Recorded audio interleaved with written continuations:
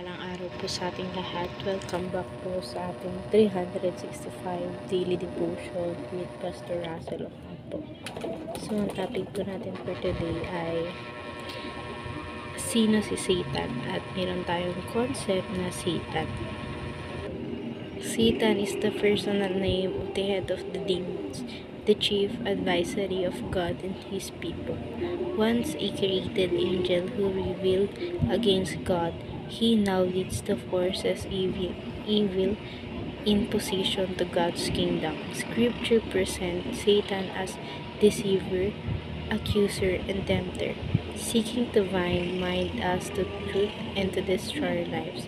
While Satan is powerful and cunning, he is still a created being under God's sovereign control.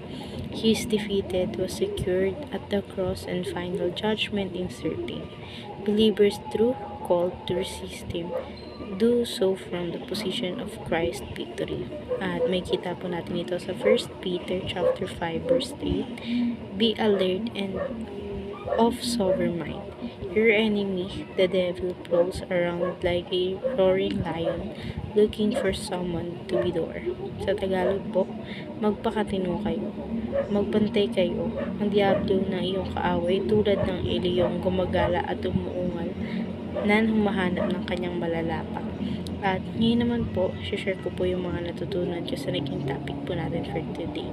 Simulan po natin sa teaching. First teaching, Satan is a personal and not mere symbol of evil. So, totoo pala si Satan na kumbaga, nag-e-exist siya sa mundo at kaya niya tayong labanan. Ngayon naman sa second teaching natin, Satan power is subject to God's power. So, kabaliktaran pala ng kapangyarihan ni God, yung kapangyarihan ni Satan. Kumbaga, ang kapangyarihan ng Diyos ay ang kabutihan. Ang kapangyarihan ni Satan ay masasama.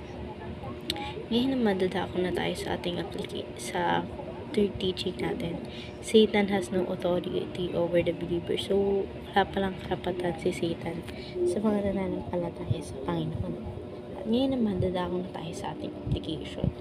First application, pray for Christ-centered family. So, palagi natin ipanalangin pamilya natin sa Panginoon upang sa ganun, maiwas sila sa kasamaan ng demonyo. Ngayon naman sa second application, prepare for spiritual battle. Demons are not idle. So, kailangan maging handa tayo palagi sa ibabatong problema ni Satan sa atin na dapat ready tayo at hindi tayo maging kagaya ng demonic na naiiwasan lahat ng problema o hindi tatapusin lahat ng problema. Ngayon naman sa third application, push forward and weaken the enemy's territory. So, sakupin natin yung teritoryo ng masasama at gawin natin mabuti lahat ng mga tao. Huwag natin hayaan na lukubin sila ng kasamaan. At ngayon madadako tayo sa ating discussion. Why is it important to know the kingdom of God is winning and Satan's kingdom is losing?